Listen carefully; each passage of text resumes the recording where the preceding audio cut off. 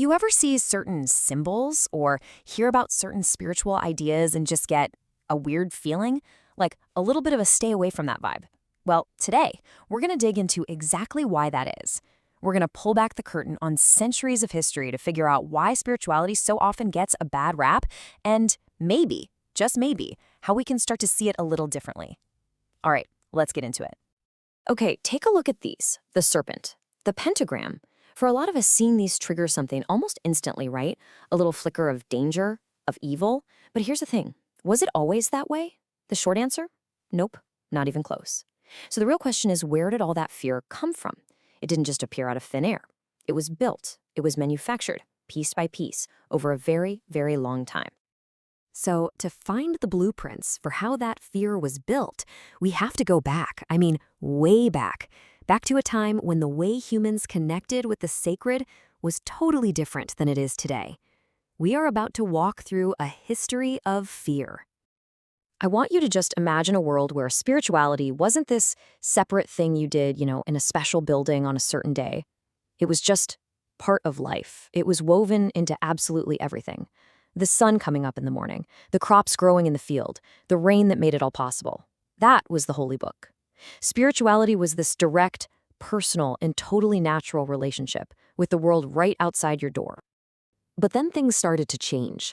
As empires and big organized religions started to form and grow, all of that beautiful local diversity of beliefs started to look, well, it looked messy. It was wild, unpredictable. And if you're trying to build a big unified empire, wild and unpredictable is the last thing you want. So to keep control and create order, these new institutions drew a hard line in the sand.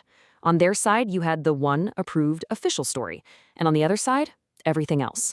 And suddenly, everything else was rebranded as a threat. So how do you convince people that what they've always known is now dangerous? Well, one of the most powerful ways is to hijack their sacred symbols and completely flip the script on them. This next part is all about how powerful icons had their meaning stolen and retold as something to be feared. Let's start with the serpent. For ages, in cultures all over the world, the serpent was seen as this incredible symbol of wisdom and rebirth. Why? Because it sheds its skin. It literally renews itself. Makes sense, right? But as Western theology started to dominate, that same symbol got a complete character assassination. It was twisted into the ultimate icon of evil, of trickery, of temptation. I mean, talk about a PR nightmare. It's a total 180. And it's not a one-off thing. We see the exact same playbook used with the pentagram. Originally, this was not a spooky symbol at all. It was actually this beautiful, simple diagram of balance in the natural world. Each point represented an element: earth, air, fire, water, and spirit, all in harmony.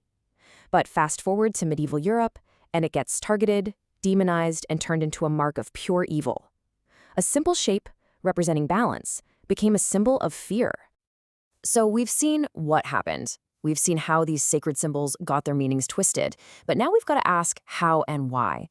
This is where we get to the real heart of the matter. How power and control were used to literally manufacture a brand new story about what was holy and what was not.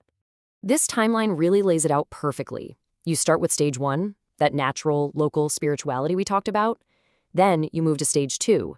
As empires get bigger, they don't always wipe out the local gods, they just absorb them. They kind of say, oh, you're god of the harvest? Yeah, that's just another name for our god of the harvest. It's a power move. And then you get to stage 3, total suppression. This is where the big institutions demand uniformity. There's only one right way to believe, and everything else, all those old and natural ways, is now officially labeled heresy. And this wasn't just some abstract intellectual debate. This had brutal, real-world consequences for actual people. Think about the folk healer in the village, the midwife who delivered the babies, the person who knew which plants could cure a fever. These people held knowledge, and with knowledge comes power. They were independent authorities. So by labeling them witches and saying their knowledge was sinful, the institutions could systematically erase any source of power that existed outside their control. And this quote it just nails it. Spiritual experience became regulated by authority rather than discovered through reflection. Think about that for a second. Your own personal, direct connection to the universe was no longer valid on its own.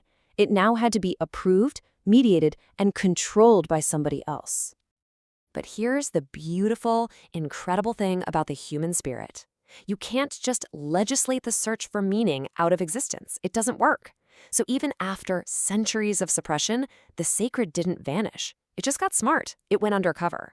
This part of the story is all about that incredible resilience and how these ancient beliefs found some really clever ways to hang on. So how did it survive? By hiding in plain sight. It was brilliant. In places like Latin America, indigenous beliefs didn't disappear. They just blended with Christianity. People could pray to a Catholic saint who also happened to represent an ancient nature spirit. You ever wonder about putting up a Christmas tree or hiding Easter eggs? Yep, those are direct echoes of older pagan festivals. These ancient ideas survived because they were woven into the very fabric of the new cultures, disguised in folk tales, holidays, art, and rituals. Okay, so we've covered a ton of history, but what do we do with all this information today? How does it help us now? Well, this is where we can bring the whole story into the 21st century by looking at it through a really powerful modern lens, psychology. It gives us a way to understand all of this, not as a fight between religions, but as a story about the human mind itself. So the key idea here comes from the legendary psychologist Carl Jung, and it's called archetypes. Jung's theory was that all humans share what he called a collective unconscious. Think of it like the shared inherited software of the human mind. Archetypes are the universal symbols that come from that software. They're the primal patterns like the hero, the wise old sage, the great mother, and yeah, the serpent. These images pop up in myths, dreams, and stories in every single culture, all across time. So when we look at it this way, everything clicks into place.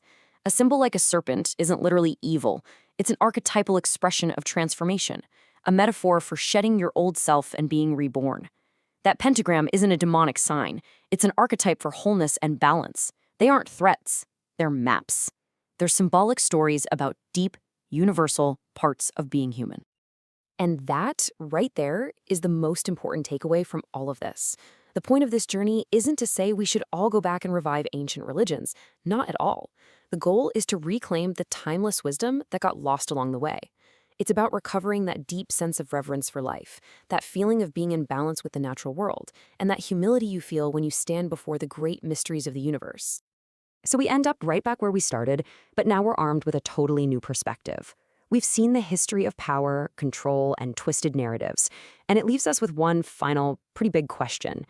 What if that fear we feel around some of these ancient ideas isn't a sign of some actual inherent evil? What if it's just a historical scar, a failure to understand their real, original, and deeply human meaning? What could possibly change if we chose to meet these things with curiosity instead of fear?